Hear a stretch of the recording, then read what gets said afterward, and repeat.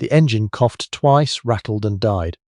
Brodie Weston slapped the hood of the Iltis with an open palm and stepped back, jaw tight, cheeks flushed with the particular frustration of a young man who had expected to already know the answer.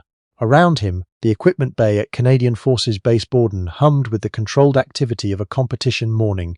Air compressors cycling, diagnostic laptops open on steel workbenches, the sharp smell of hydraulic fluid and fresh-cut metal hanging in the October air. The overhead bay doors were cracked just wide enough to let in a seam of pale lake country light, and the faint sound of wind moving through the poplar stands at the edge of the base perimeter. That was when Brodie noticed the old man. He was sitting on a grey folding chair near the far wall between a stack of brake drum boxes and a rusted tool cabinet that had clearly been retired from active use several administrations ago. He wore a canvas jacket, faded to the colour of old moss, and beneath it a plaid flannel shirt that had seen better decades. White-haired, white-bearded, with the kind of hands that come from a lifetime of physical work, large-knuckled, scarred in the small ways that accumulate without drama, resting on his knees as though they'd been resting there for a long time and expected to go on doing so. His eyes moved slowly around the bay, tracking the mechanics at their stations, watching the vehicles with a quality of attention that didn't look like curiosity. It looked like memory. Brodie nudged Kai Lundqvist with an elbow. Kai looked up from his laptop, followed Brodie's gaze, and the corner of his mouth pulled into a smirk. "Who let Grandpa in?" Kai said under his breath.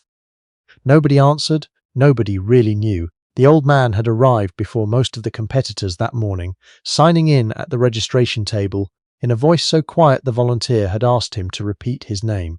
He had given it again with the same patience, and then made his way to that folding chair as if he had always known exactly where it would be. He hadn't registered for any competition category. He told the volunteer he was just watching. She assumed he was someone's grandfather come to cheer from the sidelines and moved on to the next entrant without another thought. The iron wrench competition had been running at CFB Borden for 11 years. It wasn't televised, it carried no prize money. What it offered was reputation, a full-day diagnostic and repair challenge for military vehicle technicians and enthusiasts spread across 6 stations, judged by a panel of senior RCME Corps instructors. The competitors skewed young, almost universally. They were in their mid-20s to mid-30s, and they had arrived well-equipped in every sense. Tactical tool pouches clipped to their belts, subscriptions to digital service manuals, AI-assisted diagnostic applications running on tablets that cost more than some people's first cars. They spoke in torque specifications and failure codes with the easy confidence of people who had recently learned a great deal and had not yet had sufficient time to discover how much they still didn't know. Scott Maynard, the civilian contractor who organized the event on behalf of the base, had barely registered the old man's presence at all. He was working through a clipboard the size of a small door, managing station assignments, timing windows, and a minor crisis involving a propane connection near Station 4. When a volunteer mentioned the grey-haired gentleman sitting near the wall, Scott glanced over briefly, frowned, and said, "As long as he's not touching anything, he's fine." Then he turned back to his clipboard. Those 6 words would revisit him before the day was finished. For the first 2 hours, the old man, Rupert Gallagher, Chief Warrant Officer, RCM Corps, retired age 73 of Owen Sound, Ontario, simply sat and watched. He watched with the same expression he seemed to carry everywhere these days, quiet, composed, and with something that sat just behind his eyes like weather gathering on the far side of Georgian Bay. It was not grief, exactly. Grief had sharp edges. What Gallagher carried had worn itself smooth from 14 months of daily contact. His wife Eleanor had died on a Tuesday in August, in the sunroom of their house overlooking the water, her reading glasses still on, a half-finished crossword on her lap, not in distress, just done, quietly and without warning, the way the best live sometimes end. He had driven the 2 hours from Owen Sound that morning because the smell of engine grease still felt like something recognizable, and recognition of any kind was what he was looking for these days when he woke before dawn and the house was too still. He watched a young woman at Station 2 spend 20 minutes misdiagnosing a fuel delivery problem before locating the actual fault with the combined help of 3 teammates and a software prompt. He watched 2 competitors at Station 5 argue about torque sequence, Both confident, both wrong, the correct answer suspended somewhere in the air between them. He watched, and he said nothing, and the bay moved through its morning without him. That was when Brodie Weston had his idea. Brodie was 26 from Barry, considered himself one of the better diagnostics mechanics in his age bracket, and had the certifications and a social media following among military vehicle enthusiasts to partially support that belief. He wasn't a bad person. He wasn't deliberately unkind.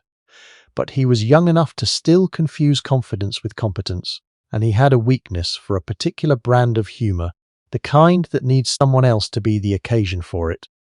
The Iltis sitting in the corner wasn't part of the official competition. It was a vintage Jeep the base maintenance section had inherited from a unit disposal years earlier, a relic nobody had gotten around to fixing and nobody had quite committed to scrapping. It had a problem that had defeated 3 different mechanics across 2 years, an intermittent stall with no identifiable pattern, appearing without warning and disappearing before it could be traced, resurfacing at the least convenient moments, as though it had a sense of timing. One of the station instructors had left the keys in it on the pegboard as a standing informal challenge. Figure out what's wrong with the Iltis and earn yourself a story worth telling. Brodie took the keys off the board. Kai watched him, read his own expression, and grinned. "You're not actually going to?" "Come on," Brodie said. They walked over together, casual, taking their time. The old man looked up when they stopped in front of him. Closer up, his eyes were grey-brown, and sharper than they had seemed from across the bay. Brodie dangled the Iltis keys with 2 fingers, the way you might offer something to someone you expected to decline. "Hey there, sir," he said, loading "sir" with just enough irony to signal the intention without fully committing to it. "You look like you've been around a few engines in your time. We've got this old girl over in the corner that's been giving everyone fits for a couple of years. Think you could take a crack at it?" Behind Brodie's shoulder, Kai covered his mouth. The old man looked at the keys, he looked at Brodie. Then, without a word, he reached out and took them. What followed was not dramatic. That was the thing about it that people remembered afterward, the complete absence of drama. Rupert Gallagher stood from his folding chair without hurry, pocketed the keys, and walked to the Iltis. He did not circle the vehicle performing experience for the room. He did not crouch beside the wheel wells or test the suspension with knowing hands. He opened the driver's door and sat down inside, and for a long moment he simply sat there, hands loose in his lap, engine off, with the stillness of a man listening for something in a language most people had never learned to hear. Brodie and Kai watched from a few meters back. Nearby, a competitor glanced up from her workstation, then another. The particular quality of Gallagher's stillness, purposeful, attentive, entirely without self-consciousness, was more interesting to look at than anything else happening in the bay just then. After perhaps 45 seconds, Gallagher climbed out of the driver's seat and moved to the front of the vehicle.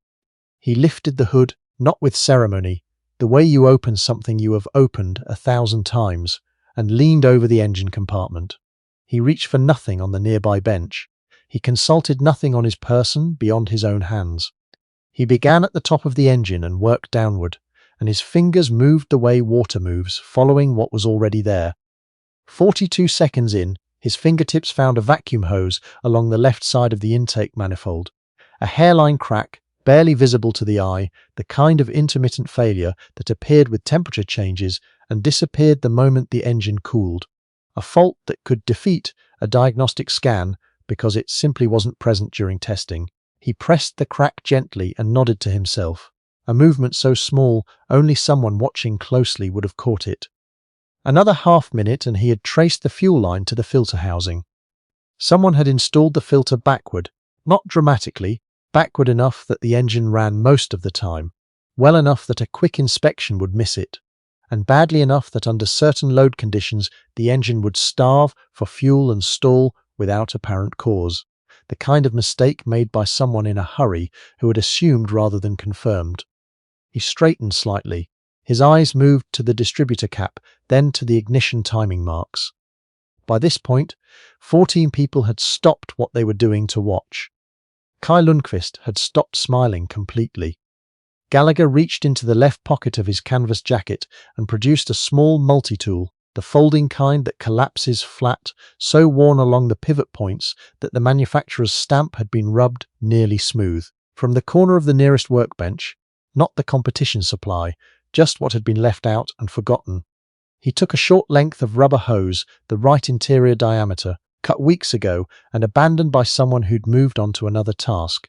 He worked without asking permission, without announcing what he was doing, and without any of the small performances of competence that announce themselves to a room. He simply worked. Vacuum hose replaced, fuel filter reoriented, ignition timing adjusted by hand 2 degrees, using a method so old it predated most of the diagnostic equipment currently running in the building. 8 minutes and 40 seconds after sitting in the driver's seat, Rupert Gallagher climbed back behind the wheel, turned the key, and the Iltis started on the first crank. It idled, smooth and steady and unhurried, the engine settling into a rhythm that sounded as if it had been waiting patiently to do this for a very long time. The equipment bay had gone completely silent. Gallagher let the engine run for a full minute, listening to it the way you listen to someone breathing once the fear has passed. Then he shut it off, climbed out, and walked back to where Brodie and Kai stood. He held out the keys. His expression had not changed, the same quiet, serious face, the same grey-brown eyes carrying whatever they had always carried. Brodie took the keys. He did not immediately have words. It was Scott Maynard who moved first, coming forward from the edge of the gathered crowd. He was not certain when he had stopped managing his clipboard and started watching, his face carrying an expression that was part professional concern and part something he could not have named if asked. "Sir," he said, "I need to ask, who are you? What's your background? For the record, I mean. For liability and—" Before Rupert Gallagher could answer, the sound of footsteps on concrete came from the bay entrance. Colonel Vera Ashwood, Deputy Commandant of CFB Borden, walked in from the bright October morning in Canadian Forces service dress, conducting the kind of base walkthrough that senior officers use to stay connected to what is actually happening on the ground. She was 51, precise in bearing, with the kind of authority that had long since stopped, depending on rank, to make itself understood. She stopped inside the bay door. She had seen the old man in the canvas jacket from 20 meters away. She crossed the bay without stopping, and when she was 2 paces from him, she came to attention and rendered a parade ground salute. Square, clean, the kind that has nothing apologetic in it. "Chief Warrant Officer Gallagher," she said. Her voice was controlled, but there was something underneath it. "I didn't know you were here today, sir. Nobody told me." The bay was very still. Scott Maynard's clipboard was on the concrete floor. He did not remember releasing it. Gallagher returned the salute with the ease of someone for whom the movement was as unconsidered as breathing. "Didn't tell anyone, Colonel. Drove up this morning. Wanted to see how the competition ran." Colonel Ashwood turned to face the room. What followed was one of those moments that people remember with unusual clarity years later, not because of the words exactly, but because of what the air in the room did around them. "Does anyone here know who this man is?" She did not wait for the answer. Rupert James Gallagher, 38 years with the Royal Canadian Electrical and Mechanical Engineers, Bosnia 1994 and 1995, maintaining Canadian Grizzly APCs through a winter that broke equipment the manufacturer had never designed for that particular combination of cold, mud, and operational tempo. Rwanda 1994 with Unimar, in conditions no logistics plan had anticipated and no vehicle had been built to endure. Kandahar, Afghanistan 2006, and again in 2010, where he kept Canadian vehicles operational in temperatures of 48 degrees Celsius and dust so fine it passed through every filter ever designed, when supply chains were severed or delayed, and the margin between a functional convoy and a stationary one was a warrant officer who had been here before in some form and knew what to do about it. Meritorious Service Medal twice. The first for a field expedient repair protocol he developed during the 2006 Kandahar deployment, which was adopted across the task force and eventually incorporated into the Canadian Forces Vehicle Maintenance Doctrine. The same doctrine currently sitting, updated but structurally unchanged, on the reference shelves of maintenance units across the country. The second for his work as a senior instructor at CFB Borden, where over 17 years he had trained more than 400 military technicians a number of whom were now the chief warrant officers and warrant officers leading maintenance sections in operational units deployed abroad. He rewrote the maintenance doctrine in 2004, Colonel Ashwood said, and again in 2008. If you have been in this trade for more than 3 years, you have read something he wrote, whether you knew his name or not. She let that land for a moment. He did not simply fix engines. The work Chief Warrant Officer Gallagher did in Bosnia, in Rwanda, in 2 tours of Kandahar, kept Canadians moving in places where stopping was not an acceptable outcome. People went home to their families, to this country, because this man understood machines the way most of us never will and refused to accept the alternative. Brodie Weston took a step forward. His face was pale, and his voice, when he found it, came out rougher than he had intended. "Sir, what we did this morning, the way we handed you those keys, there's no good version of it. We were completely out of line and we knew it at the time, and I'm sorry." Beside him, Kai Lundquist nodded, eyes on the floor. Rupert Gallagher looked at both of them for a moment. Then he did something neither of them had anticipated.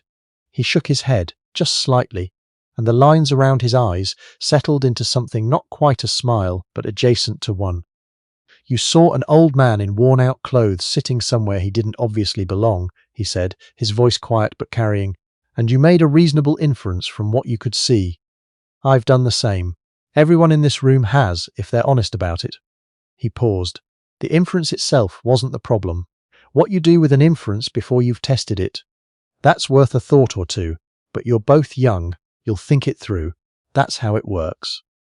He glanced toward the Iltis, idling in memory. A machine doesn't perform better because of what it looks like on the outside, or what it cost, or how new it is. It performs based on whether it's been properly understood. The same is true of people. Take the time. Look past the first thing you see. Ask the question that makes you feel uncertain. Those are usually the right ones. He paused. That's the job, really. Everything else is just talk specifications. Scott Maynard, who had retrieved his clipboard and was holding it at his side like a man carrying something he wasn't sure what to do with, said, "Chief Warrant Officer Gallagher, would you be willing to compete today? It would be an honour, a genuine honour, to have you participate. We could arrange—" "No special arrangements," Gallagher said without edge. "Same stations, same rules, same standards as everyone else. If I'm going to do this, I'm going to do it properly." Scott Maynard nodded. The look on his face suggested he had expected exactly that response, and found it, if anything, reassuring. Over the next 4 hours, Rupert Gallagher moved through the 6 stations of the iron wrench competition in his canvas jacket and flannel shirt, carrying nothing but his multi-tool, and he was not theatrical about any of it. He did not narrate his reasoning for the benefit of the room or perform his diagnostic process as instruction. He simply worked with the unhurried certainty of someone for whom hurry would have felt like a kind of dishonesty. At Station 1, he located a fuel injector fault in under 4 minutes that the previous competitor had spent 40 minutes chasing with software assistance.